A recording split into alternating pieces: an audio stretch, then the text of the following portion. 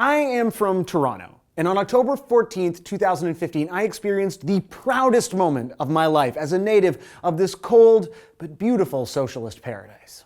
Jose Bautista is unbelievable. This episode has a very special sponsor, OG one-day fantasy sports site, FanDuel. So I offer my very sincere thanks to them and encourage you to watch until the end of the episode because I have a super generous code that you can use. It's also in the description. But you should watch the end because the episode is good. Bat flip me in again. You can only flirt with fire for so long.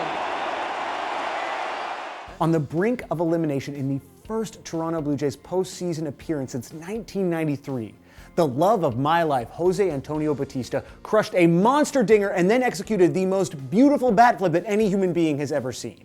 It was one of those instantly historic sports moments like Babe Ruth's called shot. Well, I looked down at center field and I floored it. I said, I'm going to hit the next pitch ball right past the flagpole. But despite being obviously badass and literally the coolest, Babo's bat flip made some people very angry. Baseball may be a child's game that grown men get paid millions to play for fun, but some people think that you shouldn't look like you're having fun while you're doing it, that it's disrespectful. I told him to, Jose needs to calm that down. Just kind of respect the game a little more. Because more and more baseball players are emerging from countries like the Dominican Republic, where Bautista is from and where baseball is played with all of the celebratory character you would expect from a game, bat flips and generally cool showmanship are becoming a real non-issue issue in the league. And that ball is absolutely scorched to left. 3-run shot. And the Mets have blown it open. But even though the conservative establishment has shown some unease with this new jack swing, baseball's bat flip drama has nothing on Major League Sports' biggest celebratory nightmare, the touchdown. We're going to miss breakdancing. In 2004, the Vikings' Jermaine Wiggins, he kind of wowed the crowd with the move. He had the windmill going, the people's elbow. Touchdowns are awesome. I have never played professional football, but I bet scoring one feels really nice. And I like to imagine if I was ever in some sort of Rudy-type scenario where none of the Green Bay Packers would suit up unless I was allowed to play, and I actually caught a pass and carried it across the plane, that I would act like a ridiculous and clever asshole. Row, row, row your boat. Steve Smith mocking the Vikings' 05 boat scandal, celebrating his 59-yard reception, entering the end zone. In baseball, flipping your bat radly can earn you the scorn of an opposing pitcher or an ancient white commentator. But in football, these delightful displays can cost you yardage and money. Horn, and he pulls up the protective coating. There's a new one. He got his own phone. He hit his phone. Joe Horn was fined $30,000 for hiding a cell phone under one of the Saints' goalposts and pretending to make a call after a touchdown. But at least he didn't cost his team the game. Walker's going to keep it. He's going to fight his way into the end zone for a Washington touchdown. Did you see that football get thrown in the air at the end of that play? That cost Washington 15 yards for unsportsmanlike conduct, and they lost in the final seconds to BYU, which is hilarious, but also very dumb. Why can't a fella throw a ball in the air at the end of a play? Why can't you make a call, do some business when you score a touchdown?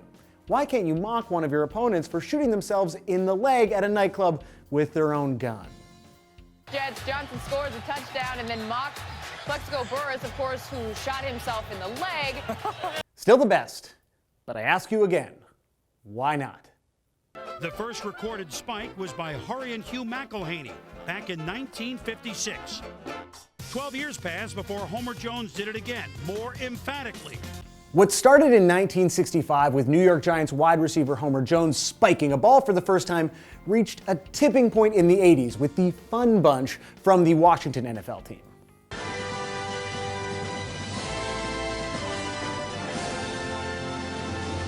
Washington players like Art Monk would high-five when they scored, and the NFL hated it, so they banned excessive celebrations.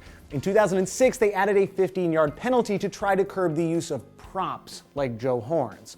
And that's because the NFL is all about control. They're not about Joe Horn, they're not about high fives, and they're not about making fun of your opponent for shooting themselves in the leg with their own gun at a nightclub. They are about generating as much revenue as humanly possible from the things that they own, the team names, the league name, and anything that gets in the way of that, anything that could become bigger than the Jacksonville Jaguars, is a problem. The goalpost has been used for other things, sliding down. Steve Smith, Pac-Man Jones hopped on, punching it like Lofa Tutupu, or cutting it down with the old chainsaw like Lamont Jordan. The goalpost was a big hit. Today, when a player decides to take the fine and celebrate awesomely, you'll rarely see it on TV. The cameras cut away because, God forbid, the children are exposed to such tawdry behavior. A man enjoying playing a game. It's just terrible. Let's hope that MLB doesn't follow suit, because I don't know what anyone would get tattoos of anymore. Instagram saying, I have heard and seen some crazy stuff in the last 24 hours, but this one takes the prize home. What do you think? Are celebrations in sports disrespectful? Do you think we'll ever see a complete ban or their return in any of the major leagues? Let us know what you think in the comments.